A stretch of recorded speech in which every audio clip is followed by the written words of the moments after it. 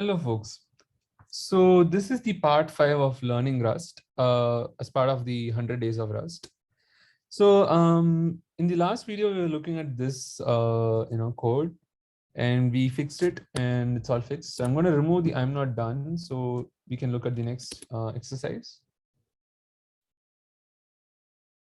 So this is the 5th exercise that's running and it's failing. So it says borrow of possibly uninitialized variable X. There's an error code and it says X over here. And so let's go to this file. So this is variables 3rs. Rs, I believe, is to say Rust.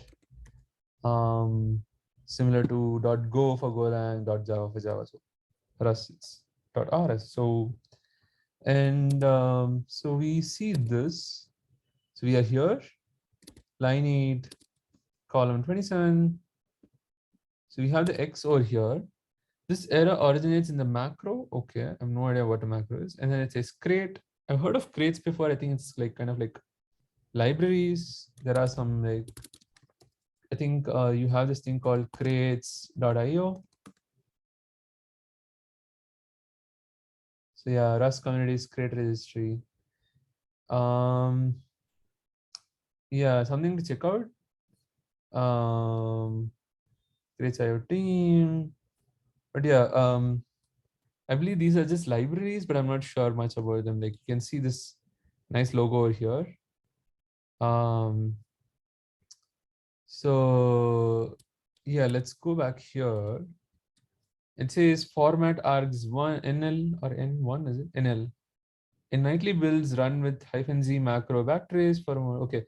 So this is, I believe, for the Rust compiler. I mean, the Rust compiler is saying that they have stable releases in the nightly builds.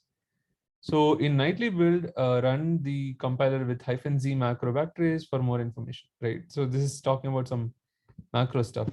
So if you, when I thought about it, I was like, okay, so my assumption was that this is coming from the print line, right? Because and print line is apparently a macro. So if you go here and hover over this, it's a macro, right? It's a standard macro. We have to understand what's a macro. So since I don't know what's a macro, I'm not going to get into that. But my guess is it's talking about the formatting of arguments. So this is a formatting specifier, and this is the value for it, but this does not have any initial value, and that's a problem, right? We noticed this before. So if we give an initial value, that we are good to go. So, and we have noticed this error before. So let's even like check this out, right? Cat. So yeah, there's no initial value and then possibly an initialized variable. So you give an initial value, right? So you just go ahead and like give it an initial value. Let's say it's a number. So it's 10, how is integer 32-bit. So now if I go ahead and like try it out, so you can see that it says successfully ran this number 10 and like all good. So that's pretty cool. And you can also like remove this I30 if you want. It's not really needed and it should be good to go. It'll still all work. So that was a pretty straightforward exercise.